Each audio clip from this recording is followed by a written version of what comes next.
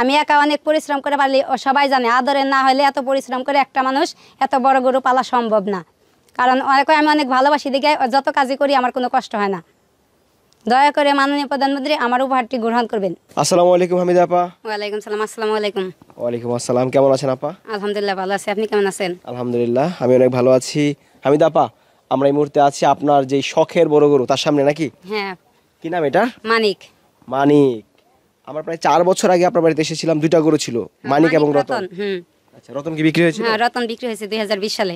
আচ্ছা, মানিক বিক্রি হয়নি? না, মানিক বিক্রি হয় নাই। আচ্ছা, কত বছর পালন করছেন এই গরু? 8 বছর। 8 বছর। দাঁত তো ধরে পুরো হয়ে গেছে? হ্যাঁ, দাঁত পুরা হয়েছে। আচ্ছা, এই 8 বছর যাবত আপনি বড় গরু পালন করছেন, বিক্রি করেননি কেন?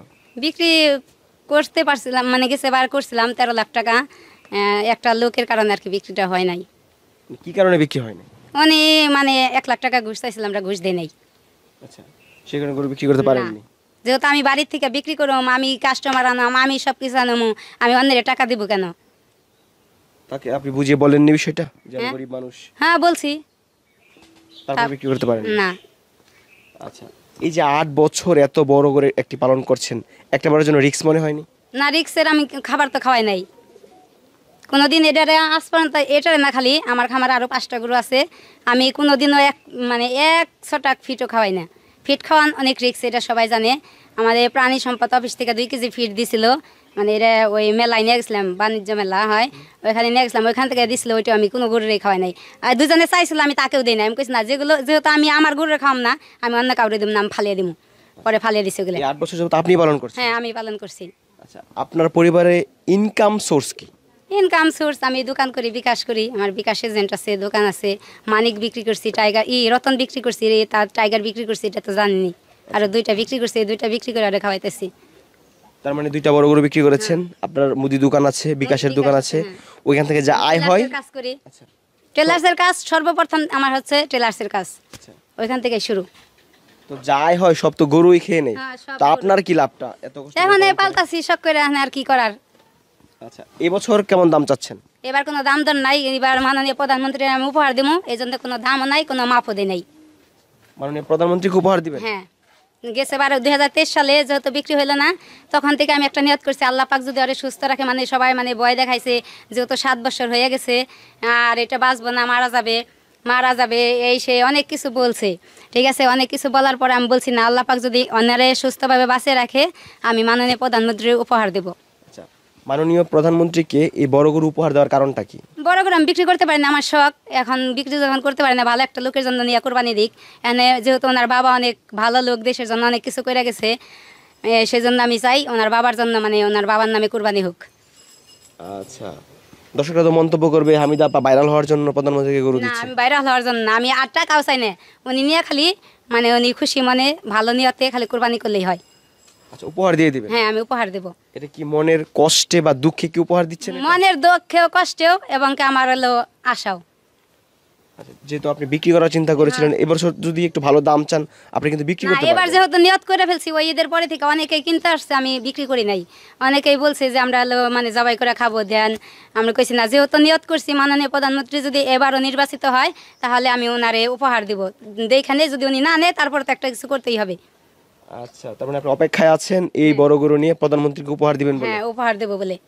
মানুষ নামের জন্য অনেক কিছু করে, খালি খাওয়া পড়ার জন্য কিছু করে না। আমি চাই মানুষ তো বলবে যে না, মাননীয় প্রধানমন্ত্রী এটা নিয়ে কোরবানি করছে। আচ্ছা, এই গরুর পিছনে আপনার কত লক্ষ টাকা খরচ হয়েছে? ভাই, এর কোনো হিসাব নাই, কিন্তু এই বছর হিসাব করছি, এই বছর 4 লাখ টাকা খালি মানে আমার এই ভুসি দানাদার খাদ্যের মধ্যে গেছে। আর তো মানে যা কিছু বাড়ির থেকে ধান, যেমন গম, ভুট্টা, এগুলো বাড়িতে হয়, এগুলার কোনো হিসাব নাই। কিন্তু ভুট আর হলো ভুসি, এগুলার মধ্যে আমার হলো 4 লক্ষ টাকা গেছে। আচ্ছা, আনুমানিক কেমন টাকা আপনার পুঁজি বিনিয়োগ করা আছে এই গরুতে? হ্যাঁ, 18-20 লাখ টাকার মতো। 18 থেকে 20 লাখ টাকার মতো। 20 লাখ টাকার মতো? হ্যাঁ, 8 বছর। এটা তো মানুষ যারা গরু পালে তারাই বুঝতে পারবো এটার মধ্যে কত টাকা খরচ গেছে, আর যারা না পালে আসলেও তারা বুঝতে পারবে না। আচ্ছা, এই যে একটা অসহায় পরিবার আপনারা, এবং আপনাদের ইনকাম সোর্স নাই, আপনি নিজে কষ্ট করে যা আয় করেন সে আয় দিয়ে গরু পেলেছেন, এবং সেই গরু যদি প্রধানমন্ত্রীকে দিয়ে দেন তাহলে তো আপনার সেখানে কোনো আয় হচ্ছে না, আপনি চাইলে কিন্তু বিক্রি করতে পারতেন। আয় না হইলে এখানে কিছু করার নাই। আমি যেহেতু নিয়ত করে ফেলছি, আর ওনার বাবার নামে জানি কোরবানি করে নিয়ে, আমার নিয়ত জানি আল্লাহ হাসিল করে, আর উনি জানি খুশি মনে নিয়ে কোরবানি করে। আচ্ছা, আপনার চোখের মধ্যে কেমন একটা হতাশা আমরা দেখতে পাচ্ছি, যে এই গরু নিয়ে আপনি হতাশা এবং বিপদগ্রস্ত আমার মনে হচ্ছে, যে এত বড় গরু আপনি পালন করেছেন, এই বড় গরু আপনি বিক্রি করতে না পারে এখন প্রধানমন্ত্রীকে দিয়ে দিচ্ছেন। এই বিষয়টা আমার দর্শকদেরকে খোলাখুলি বলবেন যে আসলে এই গরু নিয়ে কতটা মহাবিপদে ছিলেন আপনি। মহাবিপদেই তো, কারণ কত টাকা করে খরচ, আমার এত টাকাই তো আনে, আর যেহেতু আর বিক্রি করার মতো নাই গরু।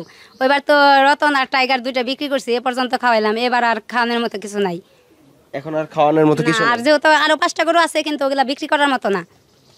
যদি সম্ভব হয় ওগুলো বিক্রি করে কি খাওয়ানোর চিন্তা ভাবনা আছে নাকি? না, এখন যদি মাননীয় প্রধানমন্ত্রী আমি দিতে চাইছি, উনি যদি না নেয় তাহলে এমনি বিক্রি করতেই হবে। কিন্তু আমার ইচ্ছা ছিল আমি মানে একটা কোরবানি, ভালো একটা লোকের জন্য কোরবানি করে এরকম একটা লোকের কাছে বিক্রি করতে। এ পর্যন্তই আপনারা মানে বলে আসছি, কিন্তু গেছেবার 23 সালের পর থেকে আমি বলছি মাননীয় প্রধানমন্ত্রী ওনার বাবার নামে জানি নিয়ে কোরবানি করে। আচ্ছা দর্শক, এই যে নারী উদ্যোক্তা হামিদা আপা আছে, তার যে শখের বড় গরু রয়েছে, এই গরুটি তিনি মাননীয় প্রধানমন্ত্রীকে উপহার দিতে চাই। আচ্ছা আপা, গরুর ওজন আছে কত? ওজন গেছেবার ভাই 52 মন আসলো, এবার মানে বলছে প্রাণী সম্পদ অফিস থেকে 54 মনের ঊর্ধ্বে আছে, কিন্তু আমি এবার মাফি নাই। কারণ হচ্ছে আমি যেহেতু উপহারের জিনিস কোনো মাপ হয় না, কোনো টাকা পয়সার সাথে তুলনা করা হয় না, উপহার তো উপহারই। আচ্ছা, মানে আপনার দাবি তো 54 মন হবে? হ্যাঁ, 54 মন ফিতার মাপে। ফিতার কিন্তু মাপে। অনেকেই বলবে যে মিটার কি জানি মাপ দেয়, স্কেল নাকি কি, আমি ওইভাবে মাপি নাই, কিন্তু ফিতার মাপে। আচ্ছা, আমরা যখনই আপনার বাড়িতে আসি তখনই দেখি যে গরুকে কলা খাওয়ান, বিচি কলা খাওয়ান। এটার হচ্ছে হলো পছন্দের খাবার হচ্ছে কলা আর বুট, আচ্ছা সবচেয়ে পছন্দের খাবার ওর। আচ্ছা, কলা এবং বুট। হ্যাঁ, বুট। আচ্ছা, সারাদিন এই গরুকে তো আপনার যত্ন করতে হয়? আর সারাদিন রাত 2টা পর্যন্ত এই গরুর পেছনে থাকতে হয়, কারণ যেহেতু আমার আর কেউ নাই, আমার বাবা আর আমি। আচ্ছা, এই যে অক্লান্ত পরিশ্রম করে এই বড় গরু পালন করছেন আপনি, এখন কি মনে হয় যে আপনি কি লসের সম্মুখীন হয়েছেন কিনা এই গরু পালন করে? লসের সম্মুখীন তো হয়েছি, এখন আর কিছু করার নাই, তো লস তো হয়েছেই। কতক্ষণ পরিশ্রম করতে হয়? কি কি ধরনের পরিশ্রম করতে হয়? আমার রাত 2টা পর্যন্ত এই গরুর পিছনে থাকতে হয়, যেহেতু বাড়িতে আর লোক নাই, বাড়িতেও কাজ কাম আছে। রাত 2টা পর্যন্ত, আমি 2টার পরে একটু ঘুমাইতে পারি। আচ্ছা, একজন নারী হয়ে এত পরিশ্রম করছেন গরু পালনের জন্য, একটাবার জন্য মনে হয়নি যে আসলে গরু পালন করাটার প্রয়োজন নেই আমার? না, আমি যেহেতু আমি বলছি, আমি নিয়ত করছি আমি একটা খামার করব, যেহেতু এটা হয়তো বা এখন একটা ভালো দামে বিক্রি করলে হয়তো বা 2 বছর আগে খামারটা আরও মানে বড় করতে পারতাম।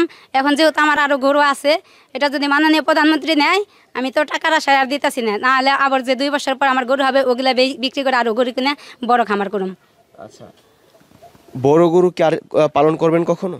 মানে বড় তো হয়ে যায়, যে যেমন এখন নয়নকাল আছে, নয়নকালও তো সামনেবার এরকম হয়ে যাবে। আচ্ছা, এই যে আপনি বড় গরু বিক্রি করতে পারছেন না, তো এই বড় গরু পালন করে কি লাভ? কি লাভ? এখন দেখি মানুষ যেখানে ঠেকে সেখান থেকে, তো যেখানে রত্ন হারাইছি সেখানেই তো খুঁজতে হবে, দেখি খুঁজে পাই নাকি। আচ্ছা, কারণ প্রান্তিক খামারের এই বড় বড় গরুগুলো নিয়ে কিন্তু মহাবিপদে থাকে। আপনি কিন্তু গাবতলী হাটে গিয়েছিলেন গত আমি বছর। গেছিলাম, গতবার যাই না, গতবার আগের বার গেছিলাম। আচ্ছা, গত বছর আগের বছর গিয়েছিলেন। গতবার যাই হাটেও বিক্রি করতে পারেন? না, হাটে বিক্রি করতে পারি নাই। আমার দর্শক যারা দেখতে পাচ্ছে আপনার এই ভিডিওটি, প্রান্তিক খামারের উদ্দেশ্যে কোনো পরামর্শ আছে কি নেই বড় গরু নিয়ে? বড় গরু এখন যার যার ইচ্ছা, যার যার মনের খুশি।